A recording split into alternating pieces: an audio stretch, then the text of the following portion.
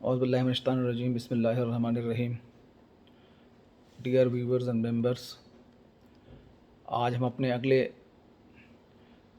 मरहले की तरफ जा रहे हैं और इसमें हम AML CFT के फर्दर डेफिनेशन को डिस्कस करेंगे, ताकि जो हमारे मेंबर प्रैक्टिस में हैं या जो लोग कहते हैं अकाउंटेंट, फाइनेंस मैनेजर या फाइनेंशियल इंस्टीट्यूशन से या नॉन बैंक फाइनेंशियल इंस्टीट्यूशन से वाबस्ता हैं, उनको और टाइम नहीं मिलता कि वो चीज़ों को देख सकें, पढ़ सकें, वो इस वीडियो को सुन के इन टर्म को अंडरस्टैंड कर सकें।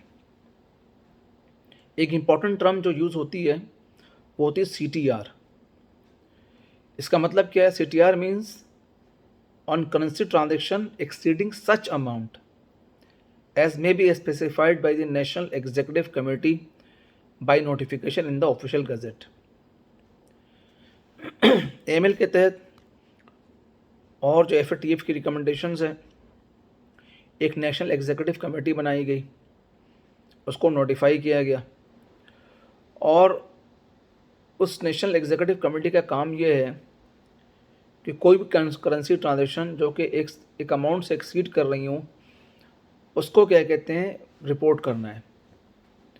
जैसे बैंक्स हैं, वो रिपोर्ट करती हैं FMU को, ठीक है ना। तो फॉर एग्जांपल कोई भी एक अमाउंट है कि जो 5 लाख की कोई एक ट्रांजैक्शन होती है या 2 मिलियन की कोई ट्रांजैक्शन होती है, तो नेशनल एग्जीक्यूटिव कमेटी का काम है कि वो अमाउंट डिसाइड करे कि इस अमाउंट के अगर रिकरिंग नेचर के ट्रांजैक्शंस क्या कहते हैं, कंसिस्टेंट क्या कहते हैं, किसी बैंक अकाउंट के अंदर क्या कहते हैं हो रही हैं, किसी पर्सन के अकाउंट के अंदर हो रही हैं, तो उसको रिपोर्ट किया जाए। इसको ये कहलाती हैं CTR। DNFBP हम पहले भी डिस्कस कर चुके हैं।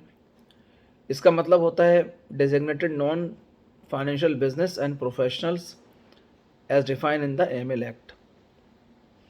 एक वर्ड अक्सर यूज होती है इन्हांस ड्यू डिलिजेंस और EDD। इसका मतलब ये होता है कि means due diligence in addition to CDD as may be carried out in case of high risk customer. यानी जो बैंक हैं, फाइनेंशियल इंस्टीट्यूशंस हैं, NBFC हैं, इंश्योरेंस कंपनीज हैं और अदर फाइनेंशियल इंस्टीट्यूशंस हैं, जो वो CDD क्या कहते करती हैं, अगर उनको कहीं रेड फ्लैग इंडिकेटर क्या कहते नज़र आ रहा हो या क्या कहते कोई हाई रिस्क कस्टमर हो, तो उसमें वो ड्यू डिलिजेंस के अलावा, कस्टमर ड्यू डिलिजेंस के अलावा कुछ एडिशनल मेजर्स भी क्या कहते हैं कैरिड आउट करेंगे और उन मेजर के बेसिस के ऊपर भी क्या कहते हैं ट्रांजेक्शन्स को क्या कहते हैं मॉनिटर किया जाएगा। वो कहलाती EDD, इन्हांस ड्यू डिलिजेंस। इसके अलावा एक डेफिनेशन जो हमारे AML फ्रेमवर्क के अंदर डिस्कस हुई है, जो इंस्टीट्यूट ने डेवलप किया है, उसमें एक वर्ड है मेंबर इन प्रैक्टिस, कि मेंबर इन प्रैक्टिस कौन लोग कहलाएंगे।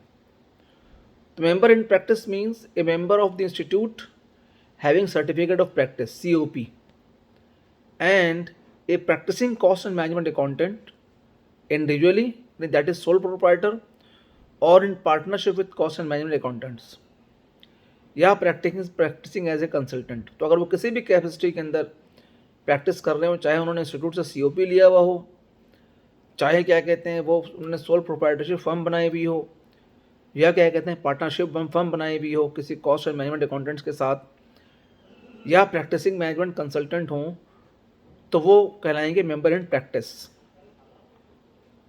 प्रैक्टिसिंग फर्म की डेफिनेशन जो फ्रेमवर्क में दी गई है वो ये है कि means member in practice who is not subject to AML framework except to the extent of filing of returns required under paragraph 68 to 65। यानी जो AML फ्रेमवर्क के पैरा 65 से 68 की कुछ रिक्वायरमेंट्स हैं, प्रैक्टिसिंग फर्म वो हैं जिनको सिर्फ उन रिक्वायरमेंट्स को क्या कहते हैं फुल करना होता है, वो बाकी जो AML के सब्जेक्ट के फ्रेमवर्क के अंदर नहीं होती हैं। रिपोर्टिंग फर्म का मतलब क्या है? Means a member in practice who is providing services as a cost and management accountant और trust and company service provider. एक बहुत इंपॉर्टेंट वर्ड क्या कहते हैं यूज होता है AML फ्रेमवर्क के अंदर, STR। STR means suspicious transactions report. और जो AML के अंदर इसको डिस्कस किया गया, उसमें कहा गया कि STR means the report on suspicious transactions as specified under section 7 of the AML Act 2010. इस तरह trust and company service provider की डेफिनेशन है। इसमें जी trust and company service provider means a member in practice providing the following services: forming companies or legal person, acting or arranging for another person to act as director or secretary, as a partner or partnership, or in similar capacity in relation to the other legal person. तो अगर क्या कहते कोई member अगर इस तरह की service provide कर रहा है कि वो एक्टिंग एज और arranging for another person to act as director और सेक्रेटरी है, या पार्टनर या पार्टनरशिप का रोल प्ले कर रहा है, या सिमिलर कैपेसिटी में अदर लीगल पर्सन के तौर पर काम कर रहा है, या फॉर्मिंग ऑफ कंपनीज या अदर लीगल एक्टिव पर्सन के लीगल पर्सन के साथ इन्वॉल्व है, तो वो क्या रहेगा trust and company service provider. इस तरह जो रिपोर्टिंग फर्म है उसकी भी कुछ रिस्पॉन्सिबिलिटी है। Reporting firm means cost and management accounting firm. क्या रिक्वायरमेंट है उसकी कि एसेस रिस्क, 3-4 उसके ऊपर प्राइम रिस्पॉन्सिबिलिटी क्या तो होती है जिस भी ऑर्गेनाइजेशन के अंदर वो अपने एमएल के सर्विसेज दे रहे होते हैं, कि जी reporting firm is required to assess risk of money laundering and terrorist financing and implement an AML CFT program to mitigate and manage the risk as set out in section 1 of the AML framework. Second responsibility इसके ऊपर होती है perform customer due diligence as set out in section 2 of the AML framework. Third जो responsibility इसके ऊपर है apply enhanced due diligence measures in certain case indicative of higher AML CFT risk as set out in section 3 of the AML framework. और fourth important जो उसकी responsibility है वो है keep record in accordance with the requirement set out in section 4 of the ML framework. अच्छा, the reporting firm जो है वो अपने कोई बिजनेस रिलेशनशिप भी किसी भी फर्म के साथ एंटिटी के साथ क्रिएट नहीं कर सकती है, जो मैं अब जिक्र करने के लिए जा रहा हूँ। The reporting firm shall not establish relationship with following entities और इंडिविजुअल। जो रिपोर्टिंग फर्म है वो इनके साथ बिजनेस रिलेशनशिप नहीं कर सकती है, ये बैन है। अगर कोई आईसीएमए की फर्म है, सीए प्रैक्टिसिंग फर्म है, सीए फर्म है, वो प्रैक्टिस कर रही है और उस अपने रेस्पेक्टिव इंस्टीट्यूट से सर्टिफिकेट ऑफ प्रैक्टिस लिया हुआ है, या उन रोल्स के अंदर जो ऊपर मैं डिफाइन कर चुका हूँ, तो इन फर्म के साथ काम या इन इदारों के साथ इंडिविजुअल्स के साथ काम नहीं करेगी। नंबर 1, डेजिग्नेटेड बाई और under the authority of United Nations security council under chapter 7 of the charter of the UN including in accordance with the UN Security Council resolution। यानी अगर यूनाइटेड नेशन ने या यूनाइटेड नेशन के security council ने under chapter 7 of the charter of the UN अगर national security council कोई resolution pass किया है और किसी एंटिटी को या किसी पर्सन को बैन किया है, तो आप उसके साथ रिलेशनशिप नहीं रख सकते।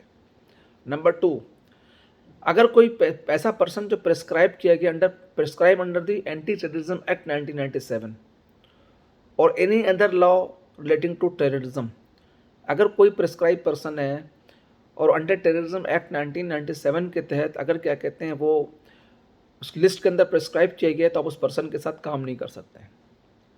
और person acting on behalf of और at direction of above A and B, यानी पर्सन अगर क्या कहते हैं ऑन बिहाफ ऑफ डायरेक्शन भी काम कर रहा है, जिसको क्या कहते हैं ऊपर यूनाइटेड नेशन सिक्योरिटी काउंसिल ने chapter 7 of the charter of the UN अगर यूएन सिक्योरिटी काउंसिल के रेजोल्यूशन के तहत बैन किया है, उसकी एडवाइस अगर उस आप डायरेक्ट पर्सन को नहीं बल्कि वो पर्सन अगर किसी और को नॉमिनेट करता है तो उससे भी काम नहीं करेंगे।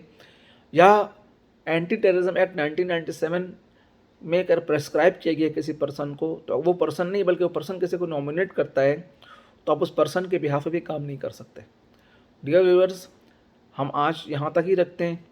इंशाल्लाह अगले अपने जो हमारी वीडियो होगी उसके अंदर हम जो है ये डिस्कस करेंगे कि रिपोर्टिंग फर्म की क्या रिस्पॉन्सिबिलिटीज़ है to submit STR with the financial monitoring unit. तो अगर आप चाहते हैं कि आपको ये मालूमात और कीमती मालूमात मिलते रहे, तो हमारे चैनल को लाइक और सब्सक्राइब करें। Thank you very much.